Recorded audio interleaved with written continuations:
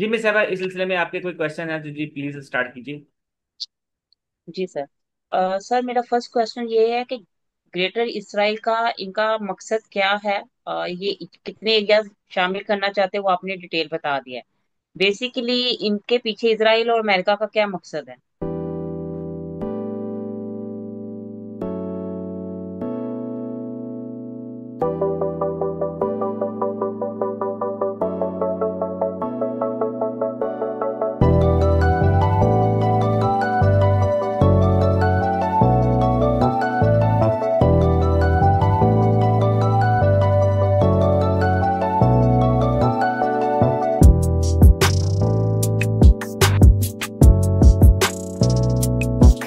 अगर आप पीछे हिस्ट्री में चले जाएं तो इन पे बहुत जुल्म हुए। ज्यूश कम्युनिटी पर बहुत जुल्म हुए थे।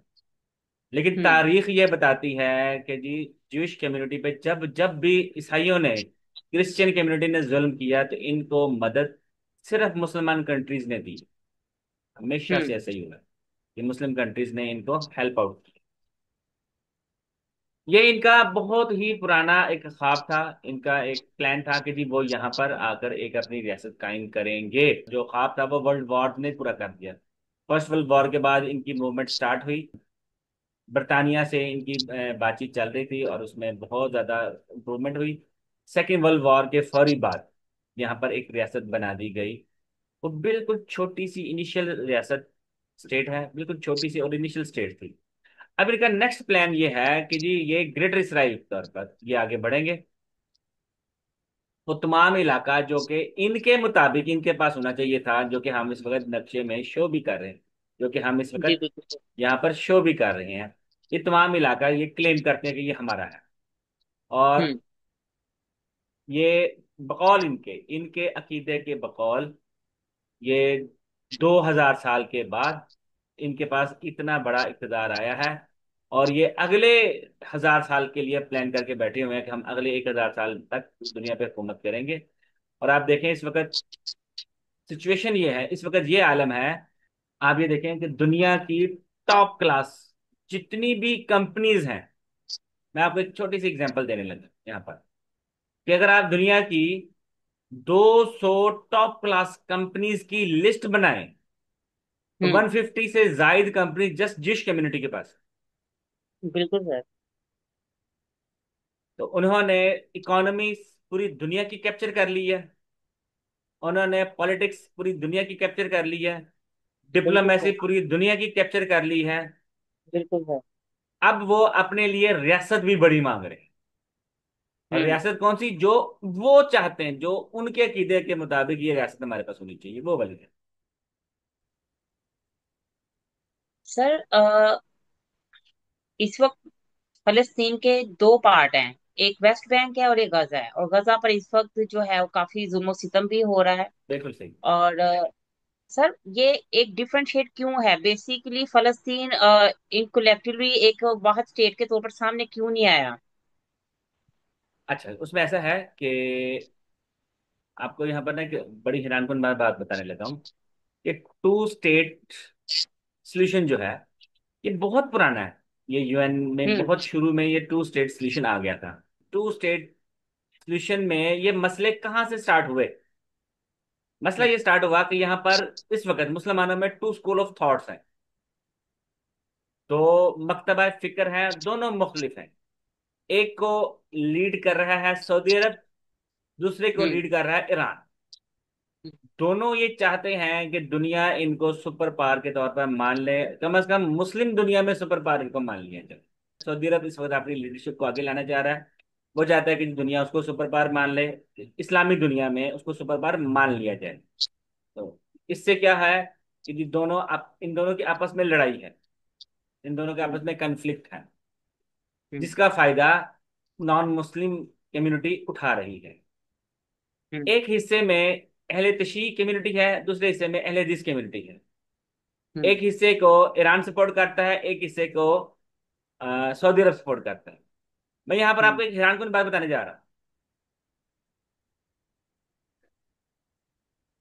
ये बात मेरी दो तीन दफा कुछ फॉरेनर से भी हुई थी। वो ये है कि गाजा में कितनी बमबारी हुई है, कितनी कत्ल जी गारत सर। हुई है, कितने मैसेकर्स हुए हैं, कितना जुल्म हुआ है, इसके बारे में एक स्टेटमेंट पीएलओ के प्रेसिडेंट महमूद अब्बास की निकाल के दिखाएंगे। बिल्कुल सर। और अभी भी खामोशी है सर। और अभी भी कोई स्टेटमेंट नहीं है वहां से, बिल्कुल सर। कोई एक और ये बड़ी स्टेटमेंट नहीं। हैरानकुन बात। बड़ी बिल्कुल सर। हैरानकुन बात है। और उसकी वजह जाहिर है, टू स्कूल ऑफ थॉट्स हैं। और ये लोग आज इस सिचुएशन में भी अपने जो है, ये अपने अपने मसालिक को छोड़ने के लिए तैयार थी। सर बहुत तकलीफ दे बात है कि लास्ट 6 मंथ से 35,000 लोग जो है वो शहीद हो चुके हैं। और बाकी मुस्लिम ममालिक की तरफ से तो क्या ही इसका हाल पूछा जाएगा, पीएलओ की तरफ से ही नहीं हुई। और सबसे ज्यादा तशवीशनाक बात ये है सर, अभी हम रिसेंटली देखते हैं कि जैसे कि बड़ी स्टेट यूके और ऑस्ट्रेलिया, कनाडा और फ्रांस, सर इन्होंने जो है फलस्तीन को रिकग्नाइज करना स्टार्ट किया है अभी रिसेंटली, ये जो है सितंबर के जो है ना इजलास में, यूएन में। तो सर इसके पीछे क्या इनका मकसद है? और इनको क्या ये गजा की सिचुएशन देकर आज सामने आए हैं, या पीएलओ का कमाल है इसके पीछे? अ, आपकी ये बात यहाँ तक बिल्कुल ठीक है कि जी ये लोग यहाँ पर कैसे पहुंचे हैं। गजा में हम्म। होने वाली सफाकियत को देखकर, यहाँ के हम्म। अवाम का प्रेशर है, जिसकी वजह से ये हुकूमतों ने अपनी डिप्लोमेसी चेंज की है। और ये इस वक्त जो है अपनी अवाम के ख्वाहिश पर ये लोग इधर आए हैं कि इन्होंने फलस्तीन को रिकॉग्नाइज करना शुरू कर दिया है। लेकिन हम्म। अगेन प्रॉब्लम फिर वही आ गई। जब ये फलस्तीन को रिकॉग्नाइज करेंगे तो फलस्तीन की जो अथॉरिटी है वो पीएलओ के पास है। हम्म। यूएन में जो रिप्रेजेंटेटिव बैठते हैं वो भी पीएलओ के बैठते हैं। हम्म। गजा का कोई रिप्रेजेंटेटिव नहीं है, इसलिए कि गजा बिल्कुल। अंडर स्टेट है, पीएलओ के हम्म। वेस्ट बैंक के अंडर है। सर क्या इस मसले पर, फलस्तीन का मसला, हमें फ्यूचर में अभी जो सिचुएशन है, और इस वक्त सोशल मीडिया पर बहुत ज्यादा और इंटरनेशनल मीडिया इसको कवरेज दे रहा है, तो हमें लगता है कोई पॉजिटिव चेंज आएगा? देखिए जी, पॉजिटिव चेंज से मुराद अगर तो आप ये ले रही हैं कि जैसे ये फलस्तीनी रियासत को ये रिकग्निशन मिलना शुरू हो गई है। इस वक्त मेरे ख्याल है 150 से जायद कंट्रीज ने इनको रिकग्नाइज कर जी लिया। सर। 157 पर। 150 से इतनी बड़ी तादाद में रिकग्निशन के बावजूद प्रॉब्लम पता है कहाँ आएगी? जी सर। सिक्योरिटी काउंसिल में जब वोटिंग होगी तो यूएस इसको वीटो कर देगी। अगर तो आपके हम्म। पॉजिटिव चेंज से मुराद ये है तो उसका मैंने हल बता दिया।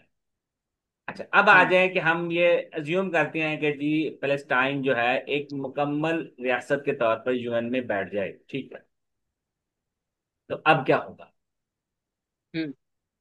पैलेस्टाइन की जो गवर्नमेंट है, फलस्तीनी डिप्लोमेसी जो है, ये सपोर्टेड बाय अरब कंट्रीज। और आपको पता है अरब कंट्रीज अब्राहम अकॉर्ड कर चुके हैं। हम्म। बल्कि इस वक्त तो पार्ट टू एक्सपेक्टेड था। और ये अगर गजा में ये सिचुएशन ना आती, गजा के लोगों ने अपनी जानें कुर्बान करके पर अब्राहम अकॉर्ड पर अमल दरामद रुकवाया। तो गजा के लोगों ने ये कुर्बानी देकर ये चीजें रोक दी है। उन्होंने अपना रोल हम्म। परफॉर्म कर दिए। अब सिचुएशन आ गई, हम क्या कर रहे हैं? सर यूनाइटेड नेशन का रोल जो है वो बहुत ही ज्यादा जो है इसमें तकलीफ दे है कि उसकी तरफ से किसी किस्म की भी कोई पेशरफ्त नहीं हुई। और इसका मतलब ये है कि यूनाइटेड नेशन मुस्लिम ममालिक, स्पेशल मुस्लिम उम्मत का खून बहे तो उसको कोई फर्क नहीं पड़ता, और करने वाले भी मुस्लिम मुल्क हैं। तो सर इस चीज का भी सिल्यूशन हमारे पास कभी नहीं आएगा, क्योंकि इस सिचुएशन को अगर हम पेश नजर रखते हैं तो हमें तो फलस्तीन का कोई भी सिल्यूशन नजर नहीं आ रहा फिर। आपका ये सवाल जो है बिल्कुल वैलिड है। कौन सा यूएन में कौन सा मुसलमान मुल्क है जो कितना स्ट्रांग है कि अपनी बात बाय फोर्स मनवा सके? कोई हम्म। नहीं। कौन सा मुसलमान मुल्क है जो कि अमेरिका से अपनी बात बाय फोर्स मनवा सके? कोई नहीं। और आपको, और यकीनन आप ये बात जानती हैं कि मिडिल ईस्ट में जितने भी कंट्रीज हैं, अरब कंट्रीज हैं, यहाँ पर हर मुल्क के अंदर अमेरिकन फोर्सेस मौजूद हैं, उनकी हम्म। एयरफोर्स मौजूद है, नेवी भी बिल्कुल। मौजूद है। से- बिल्कुल सर। अब क्वेश्चन है क्यों है? जी ये इनकी सिक्योरिटी के लिए है। नहीं, ये इनके जस्ट वो थ्रेट जो कि ईरान की तरफ से है उसके लिए। जी सर। यहाँ पर तो ये आलम है कि जी ये सारे के सारे जो सिक्योरिटी थ्रेट हैं इन्होंने फोकस किया हुआ ईरान पे। हम्म। इनके तो जेन में भी नहीं था कि जी इसराइल जो है ना हम पे अटैक कर देगा। सर इजराइल और कतर के जो रिसेंट इंसिडेंट हुआ है उसके बाद हम देखते हैं कि पाकिस्तान की सफारतकारी जो है बहुत ज्यादा एक्टिव हुई है।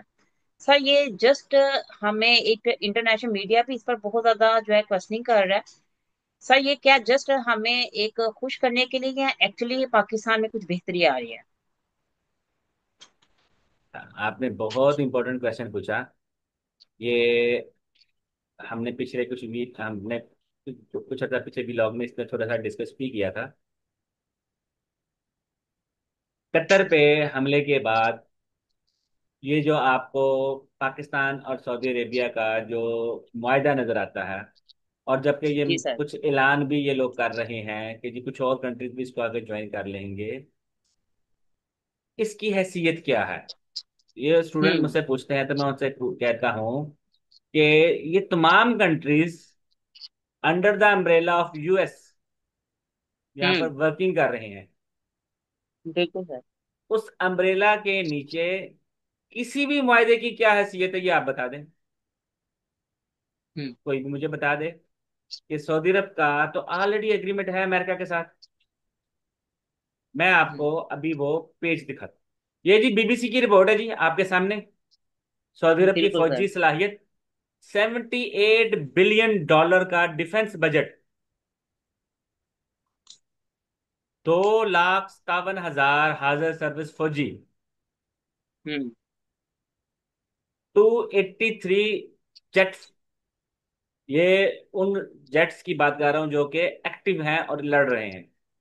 फिर हम्म। 34 अटैकिंग हेलीकॉप्टर, हम्म।